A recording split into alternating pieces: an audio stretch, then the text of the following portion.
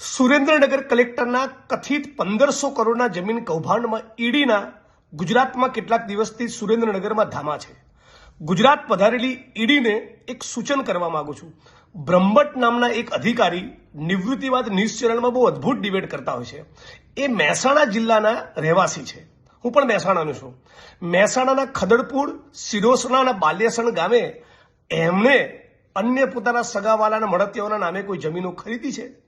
ED જો આ મુદ્દે તપાસ કરે તો મને પાક્કો ભરોસો છે ખાલી હાથ વાપસ નહીં લૂંટના પડેગા.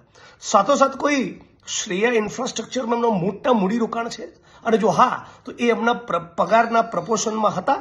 એમનો પગાર આટલા વર્ષો દરમિયાન કેટલો હતો અને શ્રેયા ઇન્ફ્રાસ્ટ્રક્ચરમાં કરોડોનું જે ઇન્વેસ્ટમેન્ટ કર્યું એ પૈસા કઈ રીતે આવ્યા, ઈડી જો આની તપાસ કરે તો પણ ખાલી હાથ નહીં લૂંટના પડેગા. અને સાથોસાથ બનાસકાંઠા જિલ્લામાં કોઈ 800 વીઘા જમીન છે, ખરીદેલી છે 800 વીઘા, આની પણ ઈડી તપાસ કરે.